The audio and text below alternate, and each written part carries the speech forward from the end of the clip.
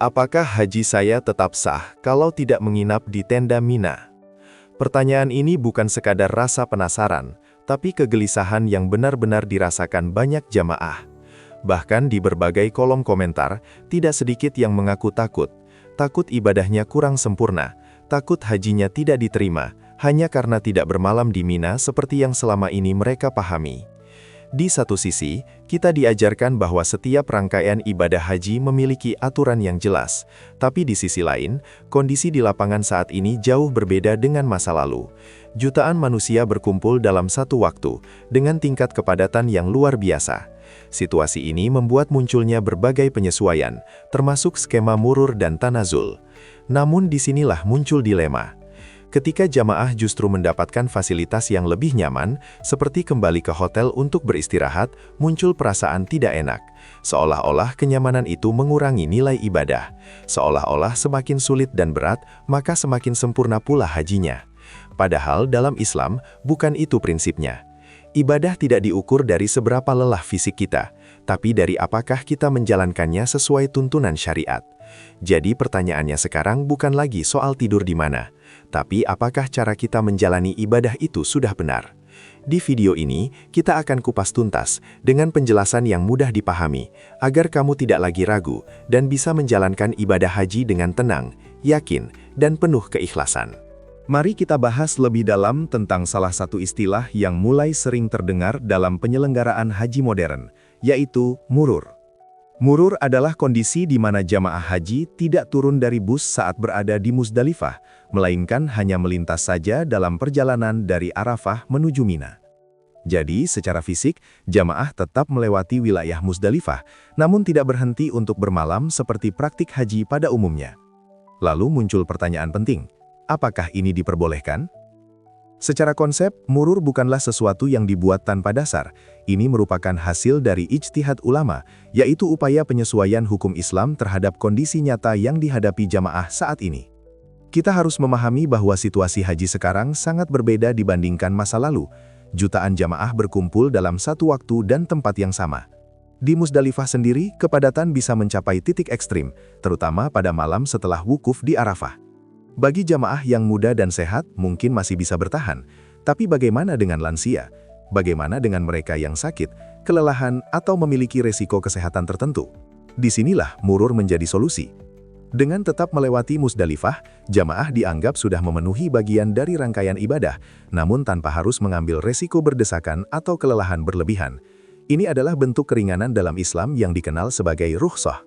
Prinsipnya sederhana. Menjaga keselamatan jiwa lebih diutamakan daripada memaksakan kondisi yang berpotensi membahayakan. Selain itu, kebijakan murur juga biasanya tidak diambil secara sembarangan. Pemerintah, seperti Kementerian Haji dan Umrah, bersama para ulama dan otoritas setempat, telah melakukan kajian mendalam sebelum menerapkannya. Jadi, murur bukan berarti mengurangi ibadah, melainkan cara agar ibadah tetap bisa dijalankan dengan aman, terutama bagi jamaah yang memiliki keterbatasan. Yang terpenting, jamaah tetap mengikuti arahan resmi dan memahami bahwa setiap kemudahan dalam ibadah memiliki dasar yang kuat dalam syariat. Selanjutnya, kita bahas yang sering memunculkan keraguan di kalangan jamaah, tanazul. Tanazul adalah skema di mana jamaah tidak menginap di tenda Mina, tetapi kembali ke hotel di Makkah, biasanya di wilayah seperti Syisyah atau Rodoh, setelah menyelesaikan rangkaian ibadah di Mina. Disinilah banyak jamaah mulai bertanya-tanya, kalau saya tidak tidur di Mina, apakah mabit saya tetap sah? Untuk menjawab ini, kita perlu memahami dulu apa itu mabit di Mina secara syar'i. Dalam fikih haji, mabit bukan sekedar tidur di Mina, tetapi lebih kepada kehadiran jamaah di wilayah Mina pada waktu malam, khususnya pada hari-hari tasyrik. Artinya, yang menjadi inti adalah berada di Mina dalam rentang waktu tertentu, bukan harus bermalam penuh di tenda. Inilah yang menjadi dasar munculnya skema tanazul. Jamaah tetap datang ke Mina, biasanya ke area Jamarat, untuk melaksanakan lempar jumroh, lalu berdiam di sana dalam durasi tertentu pada malam hari. Setelah itu, mereka kembali ke hotel untuk beristirahat. Jadi, perlu digarisbawahi. Tanazul bukan berarti meninggalkan Mina sepenuhnya. Jamaah tetap hadir, tetap menjalankan rangkaian ibadah, hanya saja tempat istirahatnya dipindahkan ke hotel yang lebih layak dan aman, terutama bagi jamaah lansia atau yang memiliki risiko kesehatan. Dari sisi hukum, banyak ulama membolehkan hal ini selama syarat mabit terpenuhi, yaitu kehadiran di Mina pada sebagian besar malam atau sesuai batas minimal yang ditentukan. Selain itu, kondisi di Mina yang sangat padat juga menjadi pertimbangan penting. Dengan jutaan jamaah dari seluruh dunia, keterbatasan tenda seringkali membuat situasi menjadi tidak ideal, bahkan berisiko. Maka, tanazul hadir sebagai bentuk rukhsah, keringanan dalam syariat, bukan untuk mengurangi ibadah, tetapi untuk memastikan jamaah tetap bisa beribadah dengan aman, tertib dan khusyuk. Intinya, bukan soal di mana kita tidur, tapi apakah kita tetap menjalankan kewajiban sesuai tuntunan. Selama itu terpenuhi, insya Allah ibadah hajinya tetap sah. Ini dia bagian yang paling sering bikin jamaah gelisah.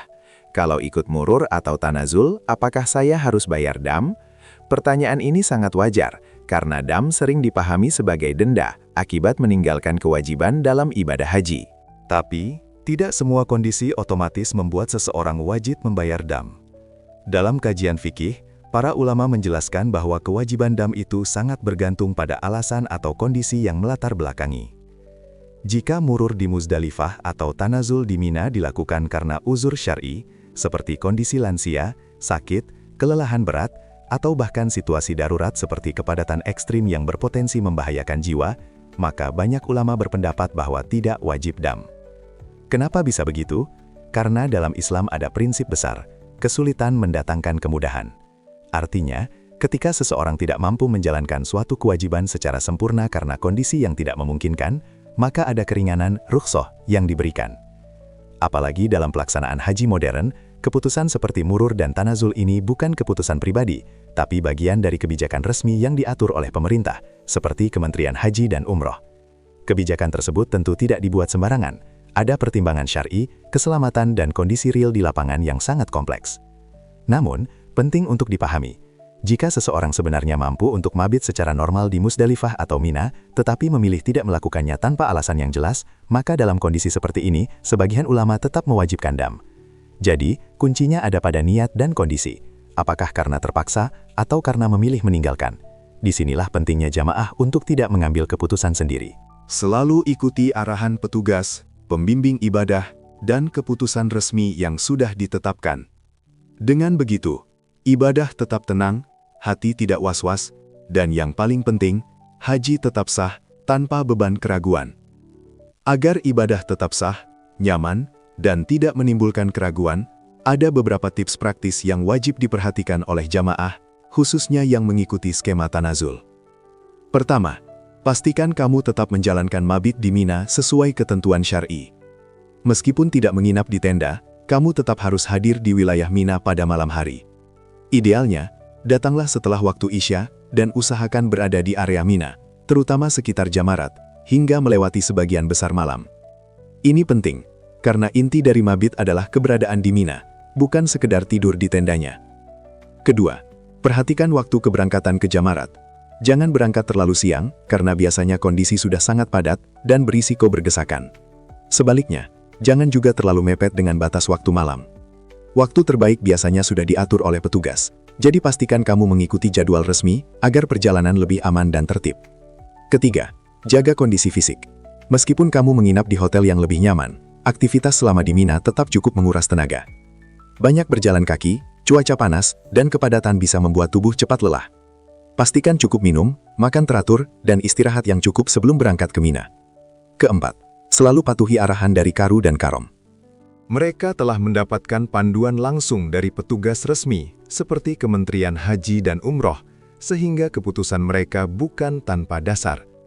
Jangan mengambil inisiatif sendiri, apalagi jika bertentangan dengan arahan rombongan. Terakhir, luruskan niat dan tetap tenang. Jangan sampai kekhawatiran soal teknis justru mengganggu kekhusyukan ibadah. Selama kamu mengikuti aturan yang benar, insya Allah ibadahmu tetap sah dan diterima. Jadi, kembali ke pertanyaan awal. Apakah haji tetap sah kalau tidak menginap di Mina? Jawabannya adalah insya Allah tetap sah, selama semua dijalankan sesuai dengan ketentuan syar'i dan mengikuti arahan resmi dari pemerintah serta pembimbing ibadah. Skema murur dan tanazul bukanlah bentuk mengurangi ibadah, melainkan solusi nyata di tengah kondisi jutaan manusia yang berkumpul di tempat dan waktu yang sama. Ini adalah bentuk kemudahan dalam Islam, rukhsah, yang justru menunjukkan bahwa agama ini penuh rahmat dan tidak memberatkan. Apalagi jika kita melihat kondisi di lapangan, kepadatan ekstrim, jemaah lansia, risiko kesehatan, hingga faktor keselamatan, semua itu menjadi pertimbangan penting yang tidak bisa diabaikan. Dan disinilah peran ijtihad ulama serta kebijakan dari Kementerian Haji dan Umroh menjadi sangat penting. Mereka tidak membuat aturan tanpa dasar, tapi melalui kajian mendalam demi menjaga ibadah tetap sah sekaligus aman. Jadi yang paling penting bukan hanya soal tidur di mana, Tapi apakah kita sudah menjalankan ibadah sesuai tuntunan, mengikuti arahan, dan menjaga niat kita tetap lurus karena Allah? Karena pada akhirnya, kesempurnaan haji bukan hanya di teknisnya, tapi di keikhlasan dan ketaatan kita dalam menjalaninya. Sekarang, saya ingin dengar dari kamu. Menurut kamu, skema murur dan tanazul ini benar-benar membantu jamaah atau justru masih menimbulkan keraguan? Tulis pendapat kamu di kolom komentar ya. Kita diskusi bareng supaya makin banyak yang paham dan tidak salah persepsi. Dan buat kamu yang ingin terus mendapatkan informasi seputar haji, umroh, dan update penting lainnya, jangan lupa subscribe channel ini sekarang juga, tekan tombol like, dan bagikan video ini ke keluarga atau teman yang sedang mempersiapkan ibadah haji. Karena satu informasi yang benar bisa membuat ibadah seseorang jadi lebih tenang dan bermakna. Akhir kata, semoga Allah memudahkan langkah kita semua untuk menjadi tamunya di Tanah Suci dan menerima setiap amal ibadah kita dengan sebaik-baiknya. Wassalamualaikum warahmatullahi wabarakatuh.